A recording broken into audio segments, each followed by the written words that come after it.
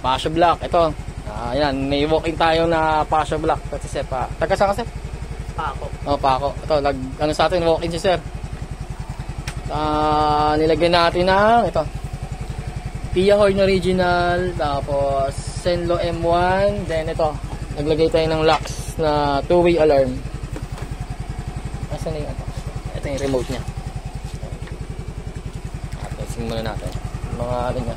Ilaw. Ito yung ilaw niya. So, white ang ginawa namin. Diwanag. Tapos yung high. Ilaw. Ayan. Tapos, ito yung function niya. Ito yung low. Ayan siya. High. Kapag naka-low, passing light sa high. Tapos high, passing light sa low. Then kapag nakawa pang MDL, yan, sabay naman sila. Tapos busina. Yung switch niya dito sa ilalim. Stock. Then, switch on. Para sa loud. Yan. Tapos ito. Anti-pet. Yan. Pag hindi nakakawa ang motor, ito lang pipindutin dyan. Alam mo siya.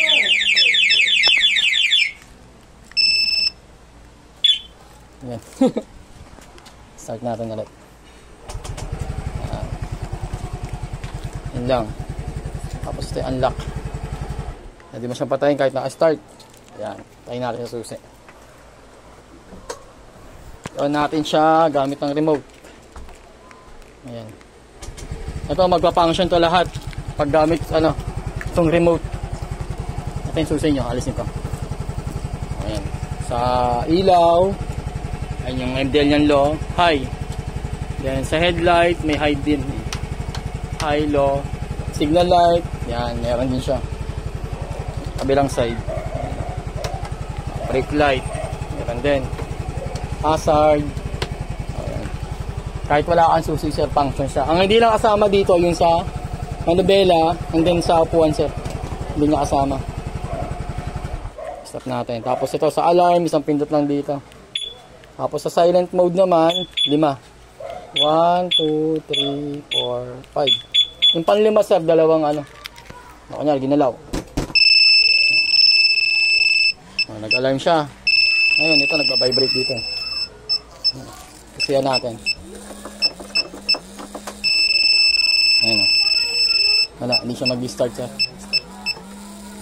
Kahit anong pa dyan, hindi mag-start yan. Ayan. Tapos, ayan, ano pa ba? Ito, answer back. May answer back na rin siya.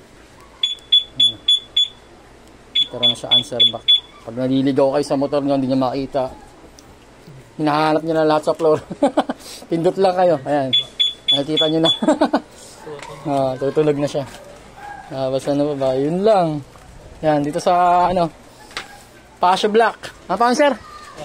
Austin. Ito, nireyana sa atin ito ni sir eh.